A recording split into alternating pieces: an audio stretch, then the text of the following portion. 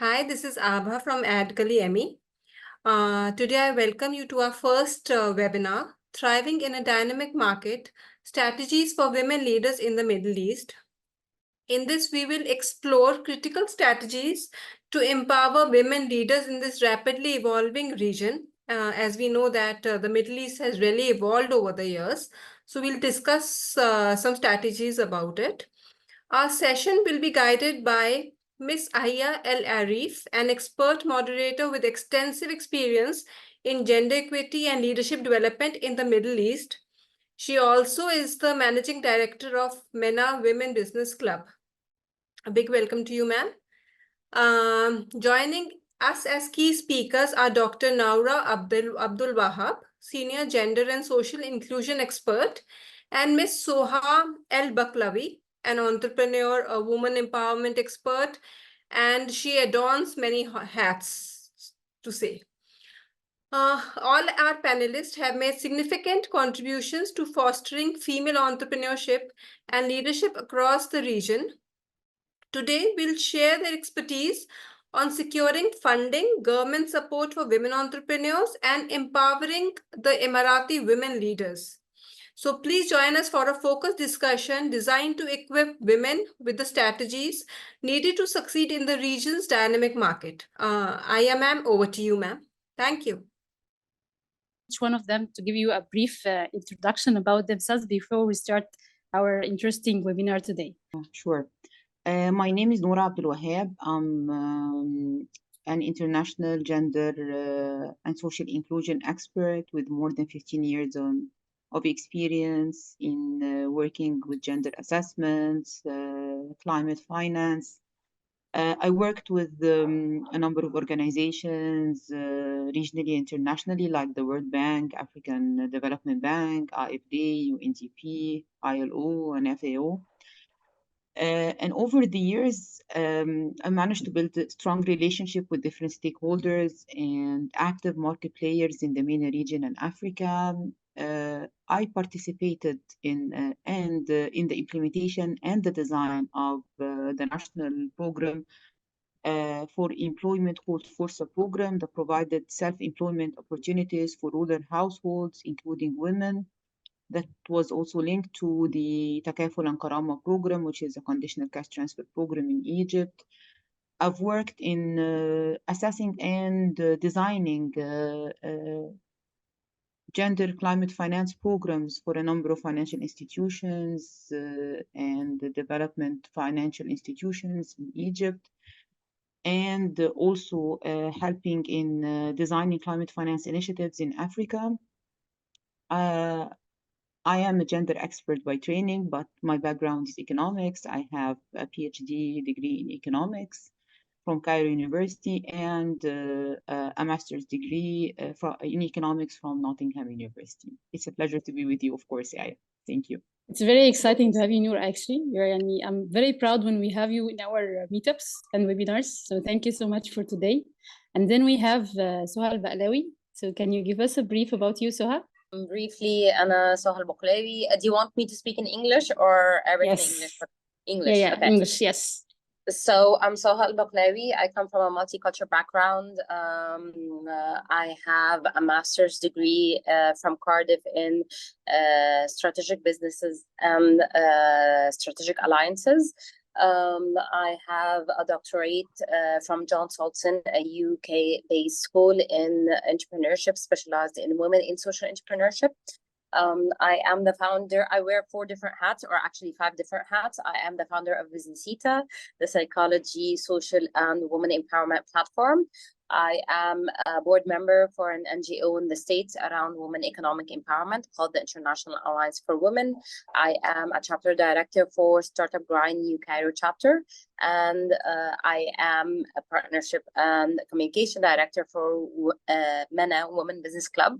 Not to mention on the side that I am a startup consultant and a psychology and business expert. A lot of things going on, so you're everywhere. So let me start with you, and I want you to tell me more about the key barriers that women entrepreneurs face in the MENA when they seek funding for their businesses. I know you have met a lot of founders and they know a lot of the pain we have in the MENA. So tell me more about it. Let me just highlight that you want me to reply around women in the MENA region. Am I correct on that? Not Yes, in gender. MENA. Okay.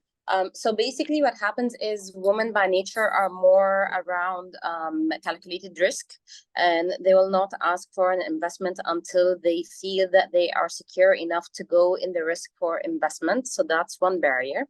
The other barrier is a lot of us as women, unfortunately, can do budgeting and are good with money, but we don't play the financial well-being game, which is highly needed when it comes to talking with investors in general, because an investor is someone who's looking for a good player in the investment field. And lastly is, according to our basic traits, women are not the best when it comes to numbers. It's not something we're more about strategy, leadership, multitasking, operations, etc., etc. That's not to say that that's the majority, but a woman will leap far and beyond if she works on the numbers and the financial well-being. So that's one type of the barrier, and that's a type of barrier that is integrated in the culture and the DNA of the MENA society. The other part, which is the crucial part, is the macro players sitting on the investment side are mostly men. So they're communicating their investment through a male perspective. And here comes understanding the difference between working as a woman and working as a man. So they're expecting things from us as women to take more risk, to do this, to do that, to jump around here, to jump around there, because that's how they would do it. So I just shared a post like 2 or 3 days ago. It was somewhat devastating. It represented the MENA region in 2023. 2024, the first semi-annual report, and it showed that women funding was below 0.1. Yes. And that's the woman. And for them to overcome that, they said, or they had it labeled as, okay, so women themselves are 0.1. However, mixed men and women are 5.8. And to me, it's like, Yes. yeah, but men already took 93%. So, and they're taking in the 5.8. So this needs to be a huge flag for the macro players to understand more about the psychology of women, to be able to offer for them the investment programs that meets the woman's traits, expectations, how women are wired, etc., etc., etc. And on the other side, women need to have, I mean, we see a lot of financial literacy courses, we see a lot of this and that around financials, but no, women need a type of shadowing and or a prerequisite prior asking an investment to be able to play around money. So a program would be like a 3 to 6 month with petty cash, showing them the well-being game, the financial well-being game. So when a woman approaches an investor, she is confident enough to say that I'm able to play the investment game. Yes, completely right. It's very like, you know, when you think about it, it's very it was, I think, in 2022, the percentage was 2%, but it's like, it's very shocking that the percentage is going down, and we really have to do something about it, especially that there are a lot of talented female founders, and they're really doing a lot of amazing things in the operation, but still the investment, they're facing a huge gap with the financial opportunities. So this makes me come to Noura, and I would love to ask you, what do you think of the recent initiatives led by governments to help women founders or women-led startups from a financial perspective? Give them access to finance, access to new investments, access to funds. What do you think are these recent initiatives going with the government? Thank you so much, Ayah, for the question. And actually, it is a question that is direct to the point. And let me touch upon the word strategy. In many countries, we have lots of strategies. I think in all around many countries, gender, climate change, women empowerment, enhancing experts, but it is never translated into action plans. You have strategies and then you have interventions and programs, But what about the action plans? What about the KPIs? How to monitor the progress of this strategy? It is, I believe, we're suffering in the MENA region from this. We keep having big fancy words about the strategy, empowering women, but how can I monitor what has been implemented? In lots of countries, it's not only Egypt, we found it in many different countries, Lebanon, Jordan, Tunisia. So I think that this is a common problem, and also the policy incoherence, which is like we have in many countries, we have, of course, some countries that have successful examples, namely Morocco, but generally speaking, we suffer from policy incoherence. We have scattered, like the ecosystem is scattered. We work in silos. We have very successful pilot projects on the ground, but it is rarely scaled up and replicated. We find it in its own, it is very successful. But how the government can take these successful stories and replicate it, because this is what is needed. What is needed to enhance the ecosystem for women entrepreneurs, what is needed to have this connection between silos. And then talking about, I really liked what Soha has elaborated, that also women are risk averse, but we are talking about the category of women who are educated and literate. What about rural women who work in rural areas? They are either in the micro scale or in the gray area, and they need to lift them up a bit. They need a comprehensive support from the national and government institutions. Like recently, I'm involved in a national assessment with the DFI for like assessing what has been like the impact of providing specific credit line to women. And we find that one of the requirements is that the women need to sign postal checks, and most women are illiterate. So they had to pay some people to sign on their own. We already have illiteracy classes offered by the government in some villages, some areas, but we need to advocate for it. So like having these connections, connecting the dots between the key players in the ecosystem is really crucial. Really crucial for uplifting these rural women to a starting point where she can be a startup. And I hope this answered your question. And you look at it from a negative perspective a little bit. We have successful examples, but it is we need to understand that there are gaps. Yeah, you're right. I can share with you like successful examples. Like I'm inspired, to be honest, by Morocco experience in especially in the argan oil value chain sector. Yeah, true. Because there is a comprehensive support from the government for the governance and the technical assistance provided to NGOs working in the argan oil.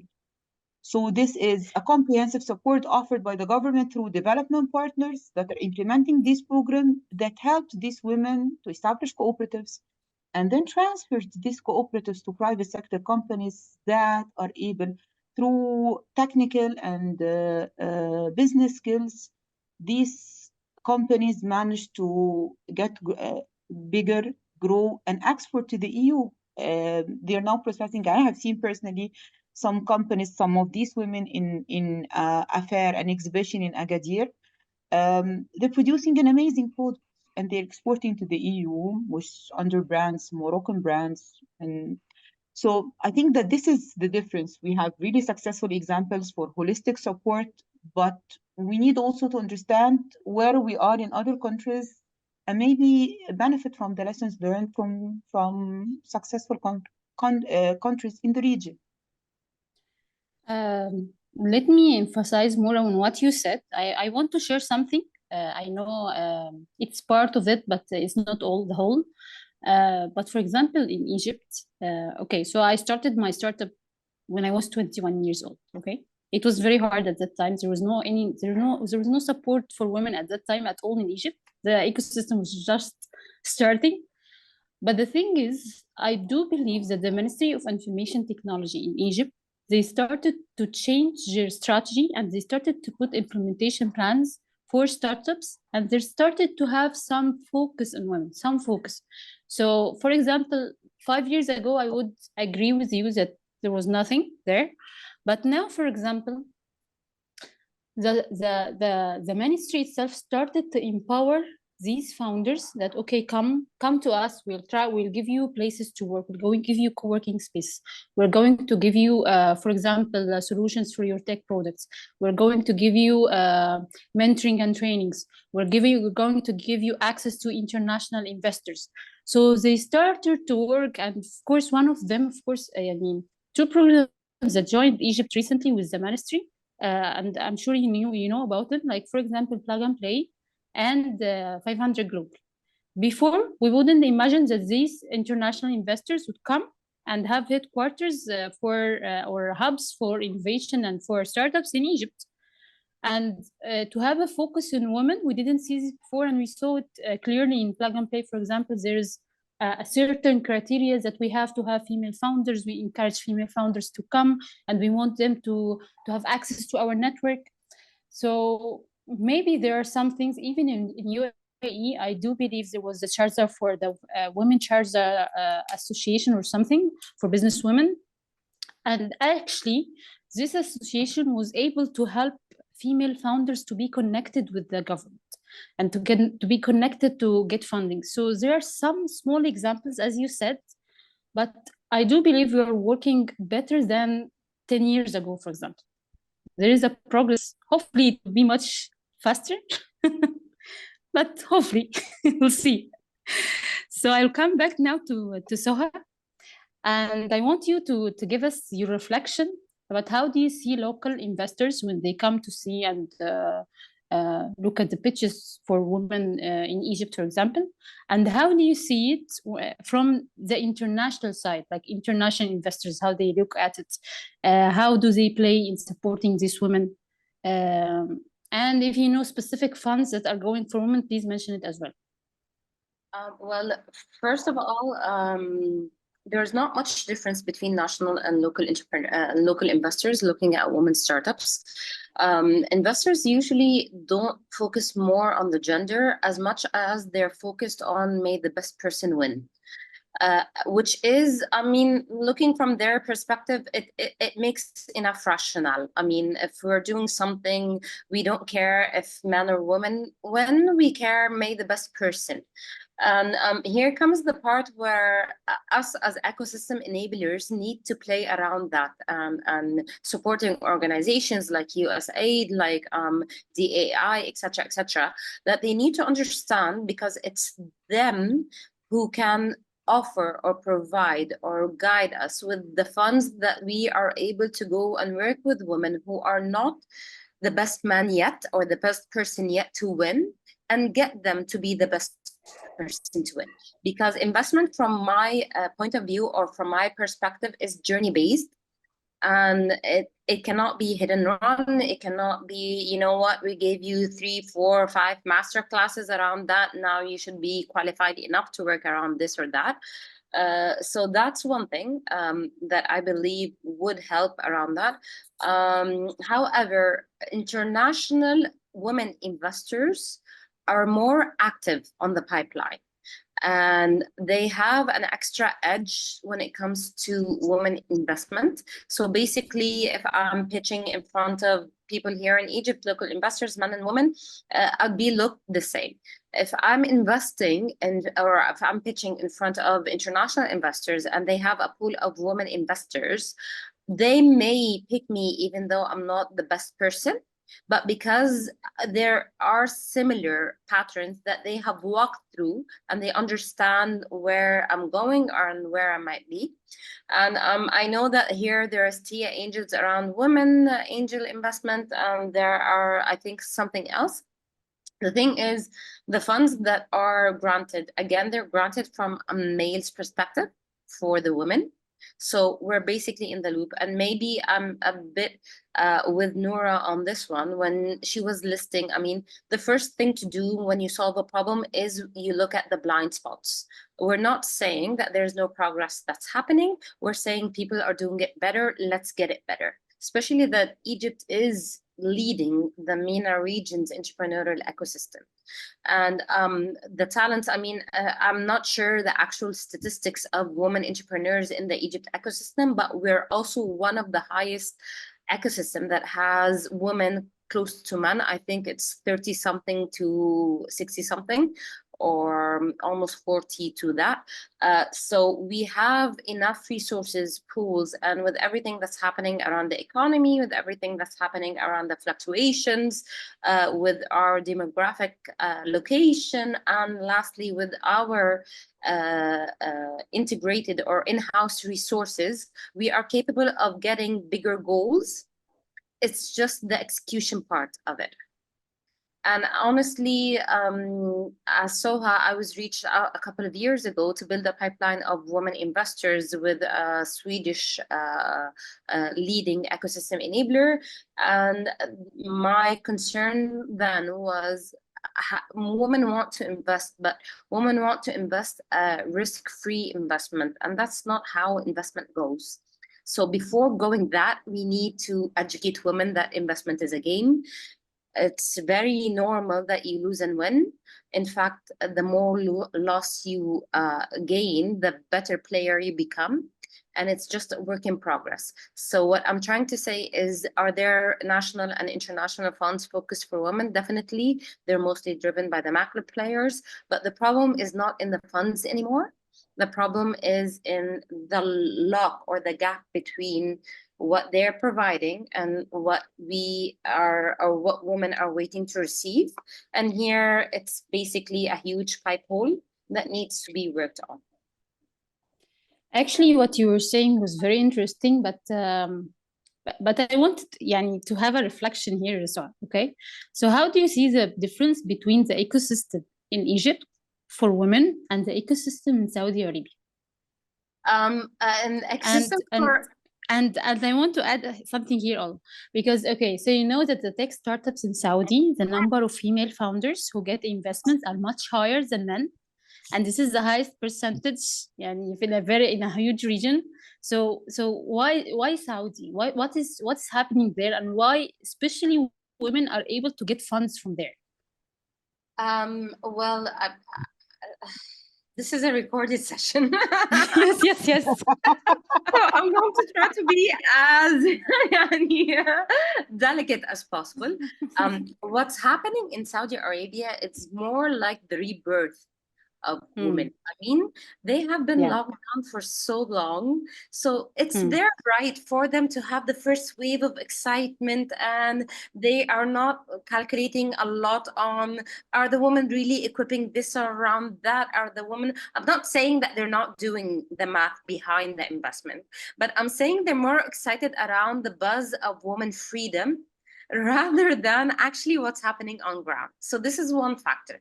The other factor is, and this is from my perspective, Saudi Arabia does not have integrated talent. They're a little behind in that. So what they're doing is they are trying to fill in the gaps that are in the surrounding ecosystems, through buying their talent or through taking a type of DNA in their ecosystem. So they would really invest in women just to say that, you know what, we have a woman representation of 1, 2, 3, 4, 5, 6. Yeah, but it's not yours. Not because you funded it means that it's yours. But of course, they take a type of intellectual property, usage rights, etc., etc., etc., which to me is working smart. They do not want to reinvent the wheel. They are working from what's happening on the market. But looking here, and again, this is a recorded session, so I'm trying to be as polite as possible.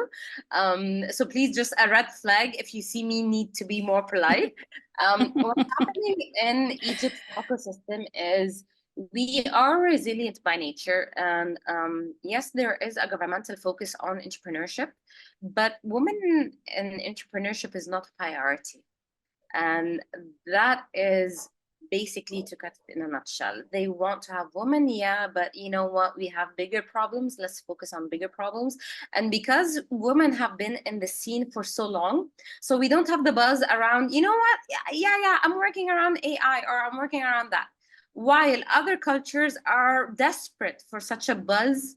And this is how it comes that we are subconsciously, or women entrepreneurs are going where there are more appreciated and easier regulations, easier access, blah, blah, blah, blah, blah.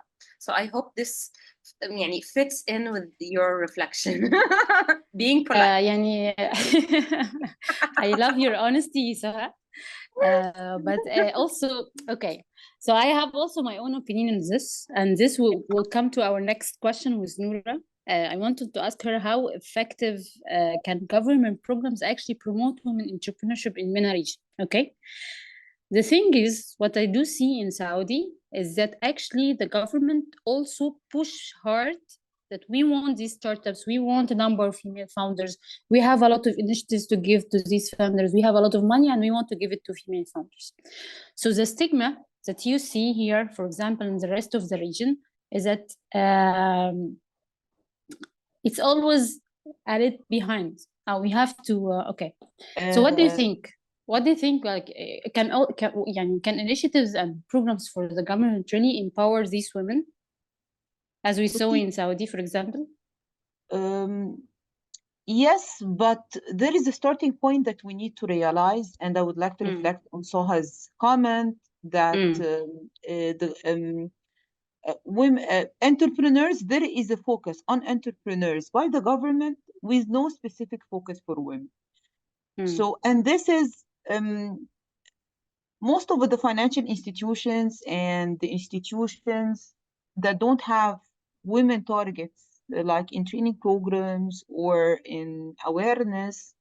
So they look at projects, not gender, which is much a way different, because as Soha explained, there is a difference between a man and a woman.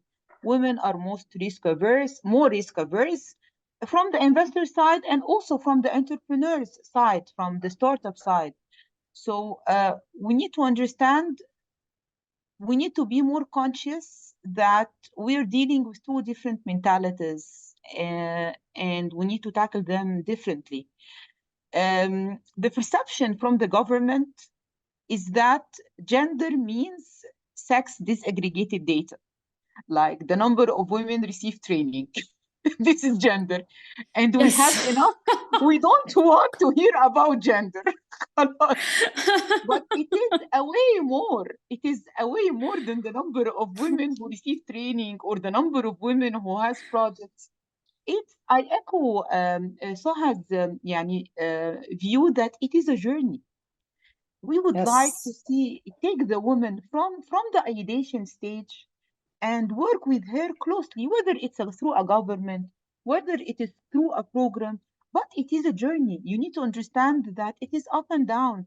Women face challenges. In addition to the business, she has also her family, elderly care, her responsibilities. She is a multifunction, specifically in the MENA region, because the quality, and it is recorded, but I have to say the quality of life, or the luxurious things that we are spending time in, lots of things in commuting, because in large cities, like as dwellers in cities, or even in rural areas, it is you are engaged in unpaid work, whether you accepted or rejected.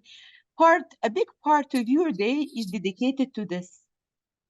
We need to understand that we are not able to make the network needed in business. So, but there could be some support through networks that is created through the ecosystem, whether through business associations like MENA Women Business Club, or whether through like youth research center, youth centers in sports centers, for example, in cities.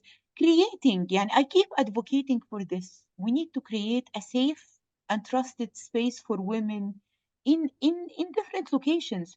Women feel comfortable sharing success stories, sharing fears. Like even in the same sector, if I see a successful woman doing something and I am afraid she will break this fear inside me, I can get over it. It's we trust each other.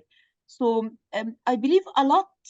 يعني, the governments are doing great, and it is comparing now to 10 years ago. Definitely, there is a big leap, but there are also missing opportunities that we need to capitalize on, specifically in relation to the psychology of women, understanding the fears. This is the beginning, because when you talk with women in the micro projects, or women who has not micro, even small, I bet that you would see many women does not want to have investment or loans because they are afraid that the business would fail. Completely right. Yes, we see this all the time. Yes, so it is, there is a lot that can be done in this area from different government entities, but we have a missing link. We have a missed opportunity to link social aspects with economic empowerment, because they are related. Whether we accepted or rejected this idea, they are related to women. And also there is an unintended impact for women, for women economic empowerment, reflected in lots of studies. Maybe didn't touch it in a very obvious manner, but for example, you find the intimate partner violence can be psychological. It is not necessarily to be physical or sexual, but it is even this psychological impact that you will feel. This is also an unseen impediment for women to succeed. Sharing these success stories among women, having her comfort zone, I believe that a lot can be done through women mechanism in MENA countries.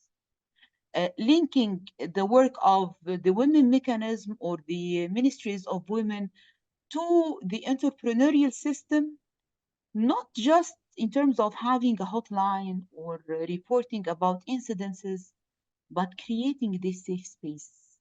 Understanding that we need to be innovative in how we tackle these, especially that we have cultural norms. So it is more acceptable that a woman will talk to a woman in the Arab region, and we feel more secure. So I think that we need to work more in these areas. Yes, I completely agree with what you said, Noura. And this comes to my next question to Sohal.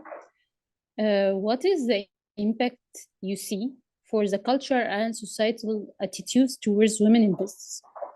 So it is there. We cannot deny it. But how do you see it, and how do you see it's affecting the investment opportunities in the MENA region? Firstly, before that, I need to second a lot of things that Noura said. I mean, creating a safe space at the beginning, there are a lot of safe spaces, but I'm sorry to say this, women at some point attack women themselves.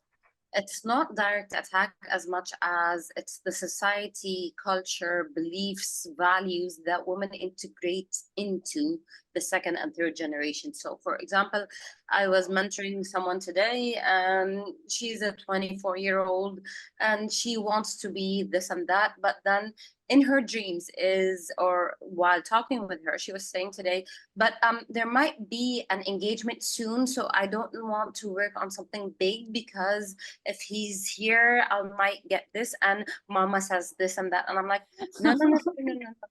You shoot big and you dream for the stars, and then whatever happens is divine interventions. So this is one pillar that we need to tackle. It's not only the psychological part, it's the digging deeper down. I mean, what we're talking about today is not a hit and run solution. It is a solution that needs to start now for us to see a milestone in 3 years' time, in 5 years' time, 10 years' time, and by the time in 20 years, we will not be discussing again the woman empowerment. And I love, Noura, that you said gender is not woman. Thank you for that. It's not what I am in the ID, it's how you work with me in my hand. That's one thing. The other thing is, and this was, I think, previously mentioned not only in Egyptian movies, but in international movies, safety is not a hotline.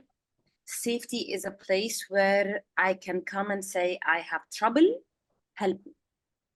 And help me here comes with a full protection. Full protection as in domestic violence, emotional violence, psychological violence, parents violence, community violence, any type of violence that happens, which is trying this, it's any type of form that trying to put me in a model that does not fit my needs.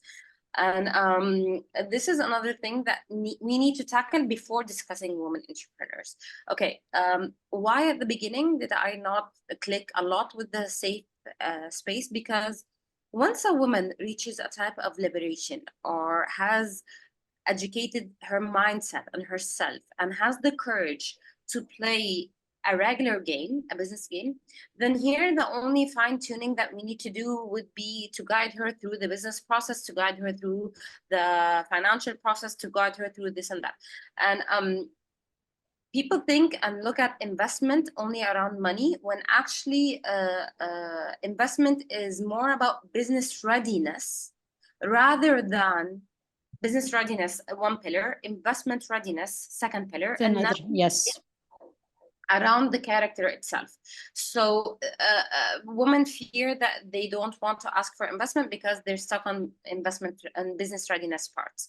And some women are just very confident. They feel that I'll go to the investor, I'll tell him I want the money, and because I'm a woman and because I'm selling a product, they'll come to me. So some fall in the business readiness track, others fall in the investment readiness track, and some are still stuck in the loop of, you know what, I can manage it on my own. I'm doing it on my own. And honestly, if I had to choose, I would choose work on your own till your business ready enough. And when your business is ready enough, automatically you'll be able to speak the investment readiness or take extra support when it comes to investment readiness.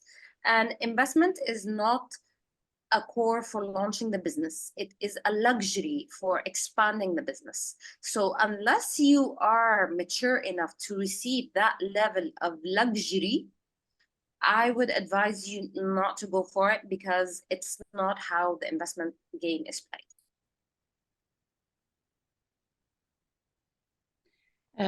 Thank you, Sohal, for this reflection. And I completely agree with you. And it's very interesting when I hear you and see you, how you see this perspective. Thank you so much.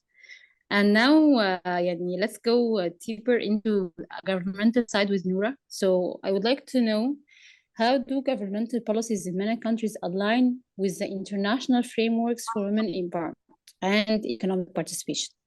And what are the gaps that still exist? And I remember when we were in Cyprus, Noura, last time, and we were talking about the policy part, and we were talking about the trends happening in the strategies and how this affect women very hard. So tell me, what do you think? Generally speaking, most countries in MENA comply with all international agreements. We find laws, regulations. But the point is, to what extent these laws and regulations are translated in practice? Like the inheritance law, it is in Egypt and other countries. It is found, it is criminalized, lots of things. But in fact, in some areas, in some places, in some countries, it is not, women does not inherit, do not inherit. It's still a big problem for having access to resources. And this also affects the business. Like also early marriage, which is also another impediment. You'll find it in most of remote areas and rural areas. It is criminalized by law. However, there is a way around it in the society that would enable families to get their girls married at the age of 14 or 15 because they want to protect her. This is the prevailing. I don't think that we lack laws or compliance with international standards. It is, the problem is in its application and awareness. To what extent the society is aware? And how do I reach to the society? So we have lots of government initiatives that are really effective because they work with community leaders, with agriculture pioneers to reach out to these women. Like in in terms of advocacy for women rights, FGM, but still there is a need to change the mindset of the society that women has equal rights. We are equal. It's at some point you are a girl, so you need to to obey your father. You need to take his opinion. Of course, yes, but she has her own. A girl or a woman should have control over her own resources, her own money, her decisions. We see it. It is happening. We cannot deny that there is a progress, but still, I think we need to do more so that after what Soha mentioned, like in 20 years from now, we will not be talking about these issues. Yes, I remember Noura, one of the startups that I know. Actually, she was from Upper Egypt, and actually her father refused that she would have a startup, and she had to come to Cairo and say, "Okay, I'm going to study masters, so I can come and do my startup." And she moved to Cairo, and they know that there she's doing her masters, but at the same time she's working on her startup. So we have to work on this because there are really a lot of talent and a lot of great female founders.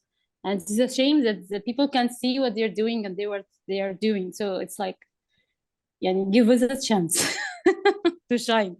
Yes. Okay, so I will go to Soha now. And what do you think are the emerging trends in the female entrepreneurship across the MENA region, and how these trends are influencing the investment strategy? So let me give you an example. Yeah, what do you mean emerging trends? Okay. Yeah. So for example, as we mentioned earlier, maybe there is a strategy, for example, that we go now for the SDGs, for example, or now everything is going into green, or now is everything going to climate action. So every now and then you will find a trend going in the investment field and the startups and the ecosystem and everything. So what do you think of this? Trying to be polite. Well, first of all, it's recorded. Would be censored. First of all, it comes down to the KPIs that the macro players put. So, for example, well, women are low in the fishing field, so let's have women in fish. When actually women contribute to the fishing supply chain, but they're not the fishermen. They're not going to go in the sea and do this and that. Another thing is, you know what, we want to get women in space. I'm sorry, but a woman does not, or she needs to have her own choice. So the problem with emerging trends is that sometimes the macro players are looking for women in certain industries, and these industries do not correlate with the woman traits, the woman's mindset, the woman's environment, the woman's role, etc., etc. So, for example, women in technology are usually a lot less than women in other parts. Why? Because technology needs continuous studying. It's a very fast-paced industry. If you're not leading the game, then you're falling back. Well, woman has another baggage that she's dragging along. So she needs a slower pace to be able to work and manage both, especially that for women, work is a luxury. I mean, if she had to go to her primitive need, it will be the social role, fulfilling a social role, either as a mom, as a wife, as a daughter, etc., etc., etc. And I believe we've seen that highly in the pandemic. On the contrary, women in the medical field are higher. Even though it still needs a lot of study, it still needs continuous effort, it still needs 1, 2, 3, 4, 5, 6. But because it correlates with the woman's trait that she's serving, she's doing something social, she's working around this, so you'll find her automatically more to the healthcare. And this takes us back where understanding the psychology of differences, women do not want, I mean, sorry. Women are looking for equity. not just equality. I mean, there comes a point where equality does not fit. I don't want to be a man with you on the borders carrying an RBJ. You know what? You do you, I'll do me. So first of all is understanding the woman traits on the pipeline and how do they serve it. Not running after the numerics is something core, because unfortunately some young entrepreneurs are driven to trends, and we see that a lot. She's like, you know what, I want to do something around SDG, and you're like, do you understand what an SDG is and how heavy it is and the difference between running this and that? Yeah, but because they're saying it on, listen, sit back and just learn what's happening. So first of all, understanding traits. Secondly, not running after the numerics. Thirdly is having women on the table while putting the KPIs for the program.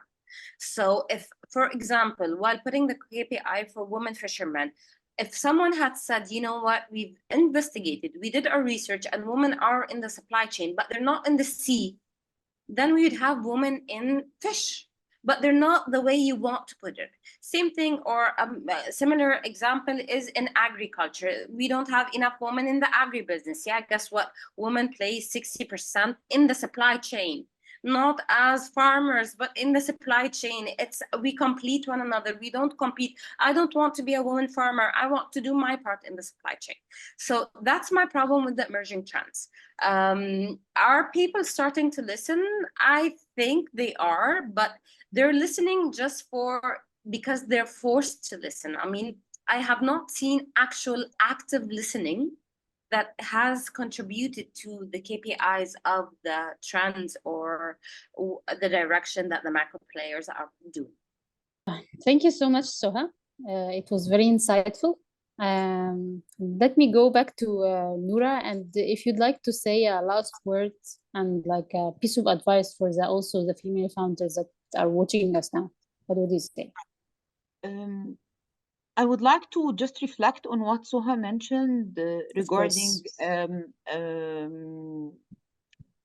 like understanding the needs of women and where she can work, but also from the business perspective. And like a woman cannot, of course, hold an RBG. In some cases, yes, but just focusing on the sectors where women are abundant or prevails, make us to stereotype women in these sectors only, limit her participation in these. So it is the prevailing understanding that women work as informal labor in the agriculture. So let's support her.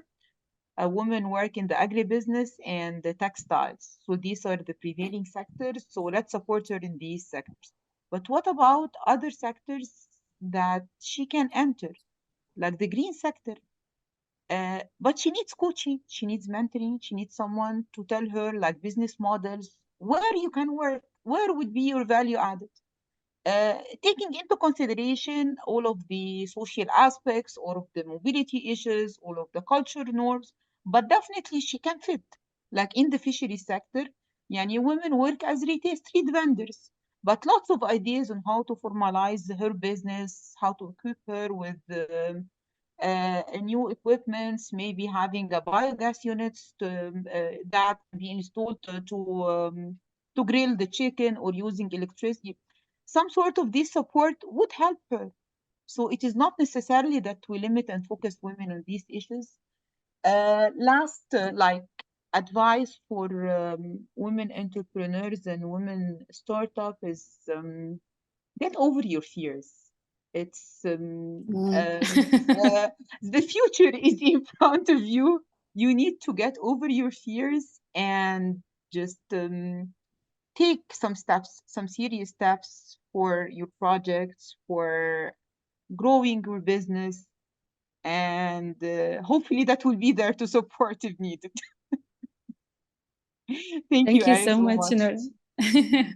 And Soha, I'm gonna ask the same question. What is your last piece of advice? I'm a full believer that a woman can do anything she puts her mind to.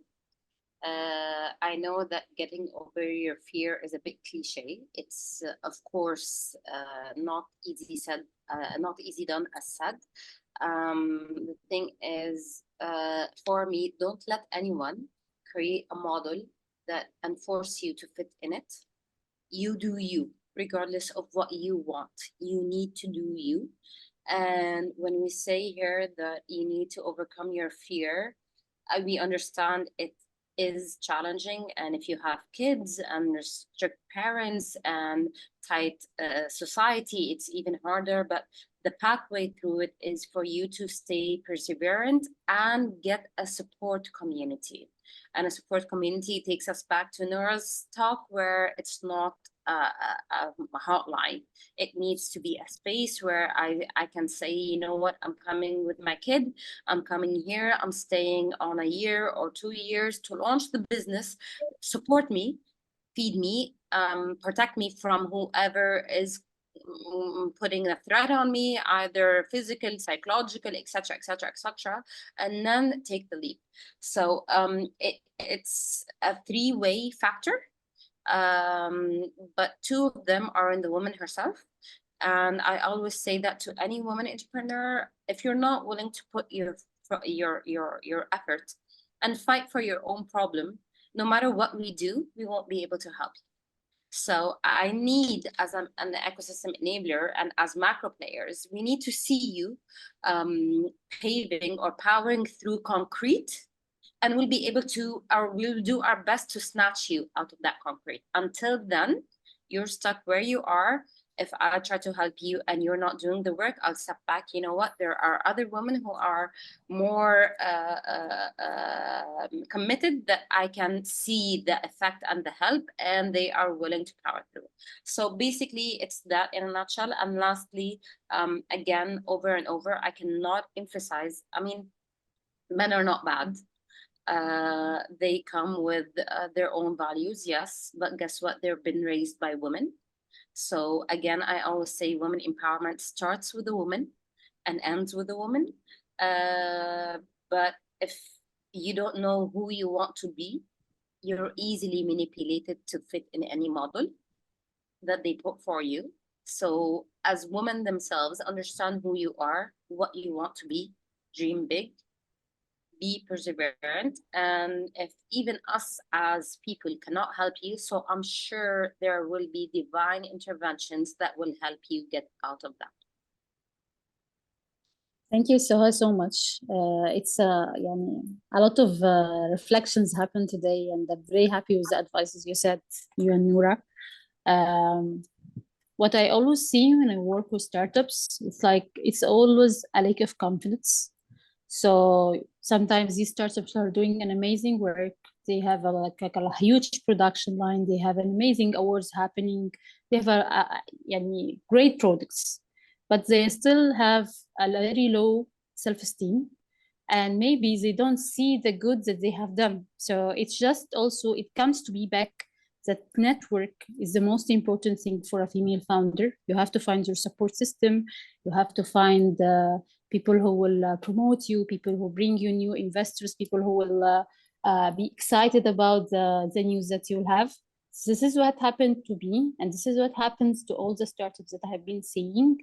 So put yourself in a positive environment that will support you, whether at your home, whether at your with your children, with your schools, with your working environment, whatever. But having a strong support system will push you forward and will give you a lot of energy and self-confidence that they can do it, and I do believe you can do it. Yeah, women, we say always it's a super nature we have. Yeah, I agree with you on that. But for me, a network is a safety net where you can fall back in, and no matter what, they'll carry you. So definitely, it's definitely, I second that, definitely. Yes. Thank you, Noura. Thank you, Sohal, so much. It was a pleasure having you today. And thank you, Abha, for organizing this amazing session. Thank you, ma'am. I think the session went extremely well. Thank you.